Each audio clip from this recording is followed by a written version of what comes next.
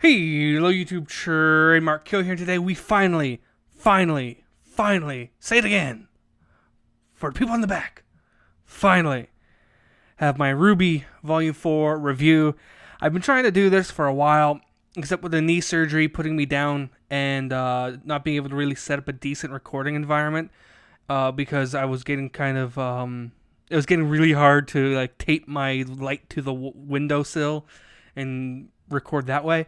I had to jimmy rig a few things. I had to wait a while till my knee was somewhat operable to be able to do that. So now we have it here today.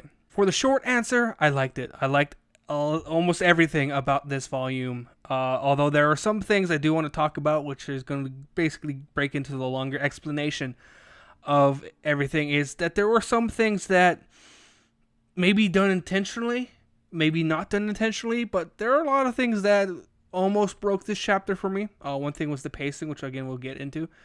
But there's a few things we're going to talk about in this video about maybe not necessarily held this chapter back, but really gave this volume back, but gave this volume a unique look and feel that not many people expected or were really anticipating it would ever come from a RWBY series.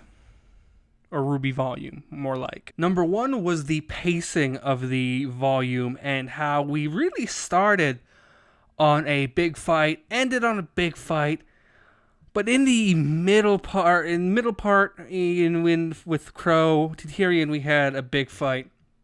But for the most part, it was all story, and we've had a lot of character development. Now, I'm going to specify that I believe, from where I come from as a writer, there is a difference between character development and story.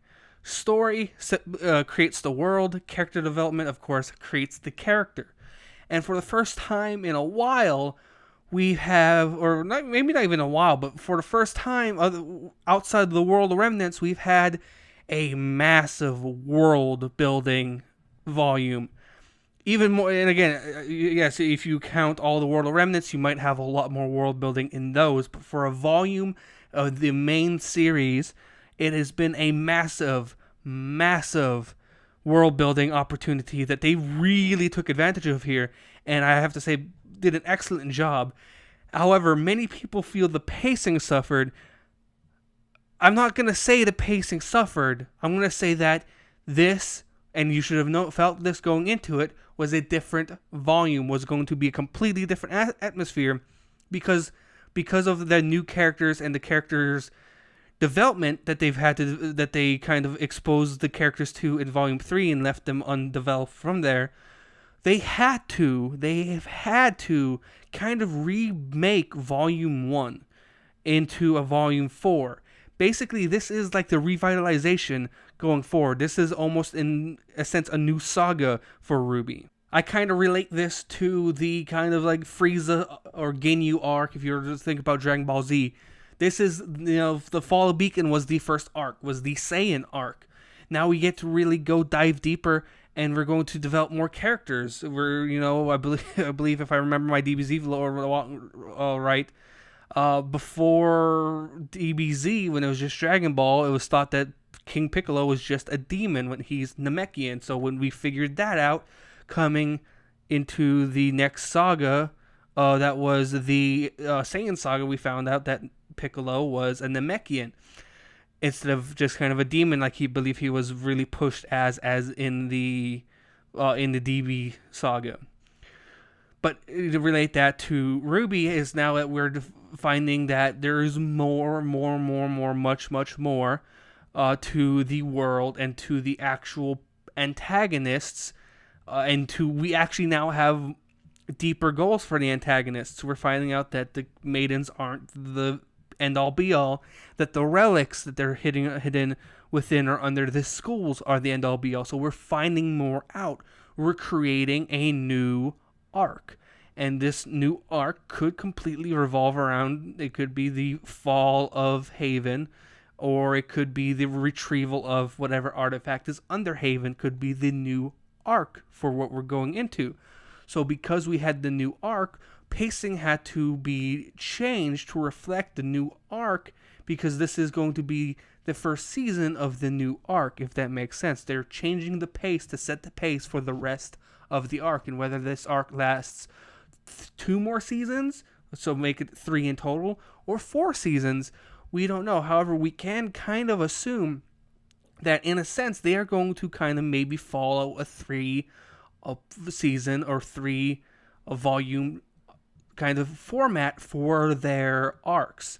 And again, this arc being it could be anything. It could be another kind of rehash of the fall of Haven, and we could just get after this 2 more arcs of the fall of Atlas and the fall of, can't remember the 4th school name, I'm so sorry, but we could be getting 4 kind of mirror image arcs almost, maybe with different, maybe in one, because in the Veil one, in the Beacon one, the bad guys technically won. They demolished the school and they now have control over the school.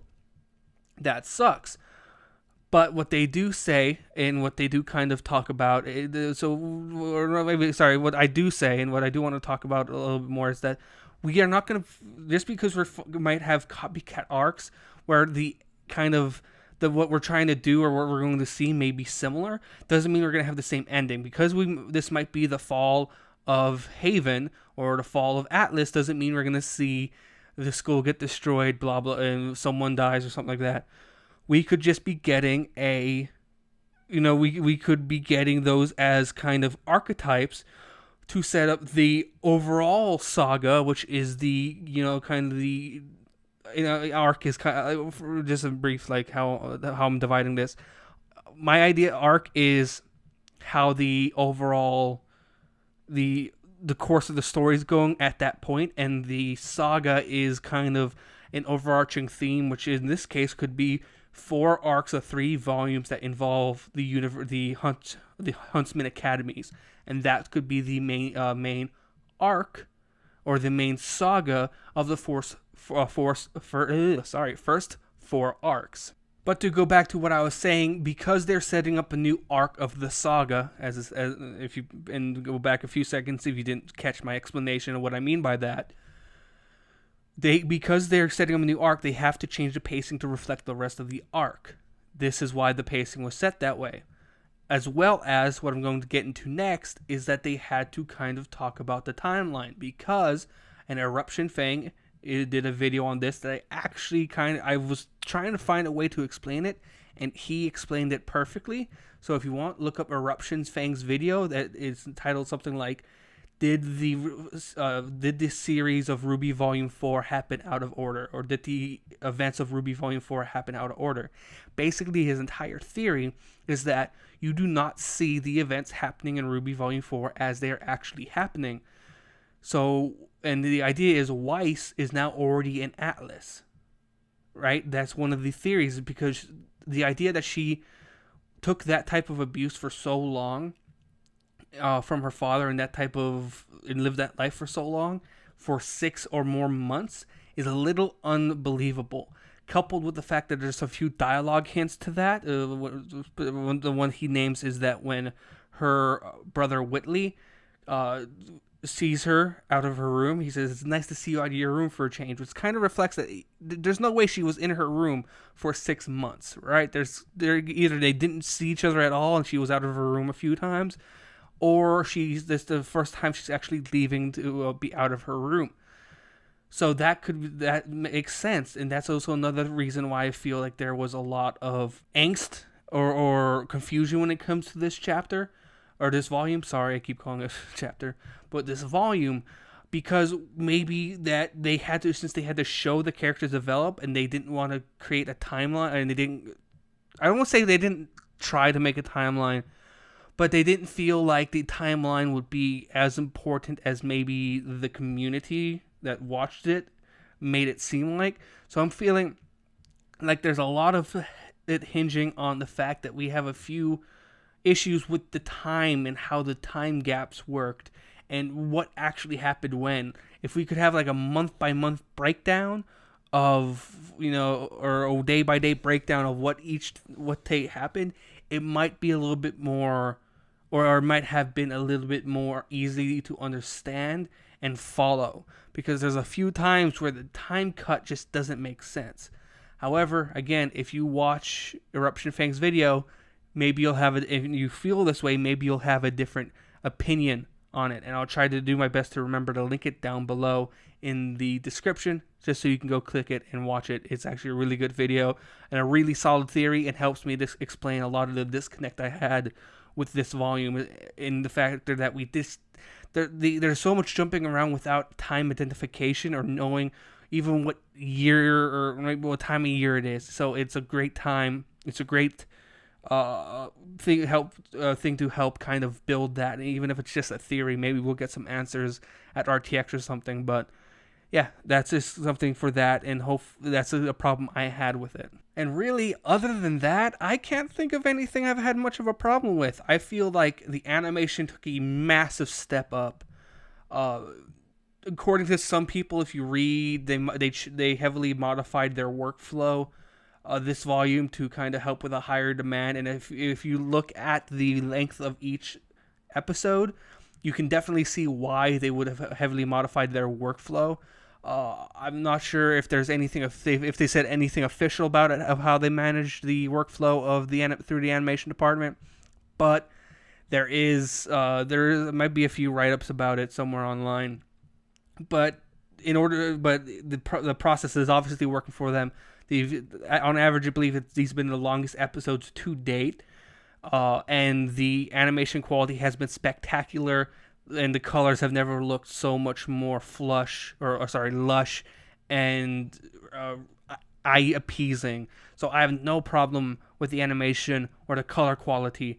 I can't really think about it, and I've watched it definitely over 3 times from first episode to last episode, just because I've been showing friends it. But even then, I've probably watched it maybe 100 more times, to be honest with you. And I haven't found anything that stands out as iffy or bad, and that's huge for something that I still technically sometimes refer to as indie, even though it's getting gradually growing outside of the realm of what an indie studio would have free access to. But that's still spectacular, the animation quality and everything. The story, as I said, very easily to get lost in. Was very easy for me to lose my place in time when they would do some of the cuts, especially mid-episode.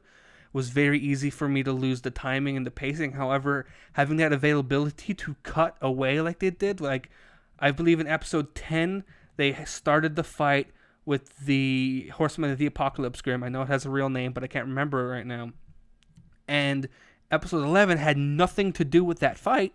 So you had the suspense build up over the extra episode because they were able to separate the stories, and that massively helped. And especially with the whole crow situation with the poison, that was a huge suspense builder, and it worked marvelously. It might have been the only good thing that came from the time split and the character split up. There was the suspense build up that they were able to utilize using the characters in their individual stories. So other than the time split and how the characters seem to be developed in terms of what time they are, and the fact that we don't have a timeline for this, the story was amazing, and it showed a lot of pride in the story still, like they've always done. They take a lot of pride in RWBY, and it shows through the story told in Volume 4. So I'm just going to talk about a few favorites. My favorite song right now, because we have the full favorite we have a lot of the songs, or at least some of the lyrics are posted. My favorite song has to be Armed and Ready. I listened to that on repeat, and I Am the Chosen One. That entire little breakdown that happens mid-song is great.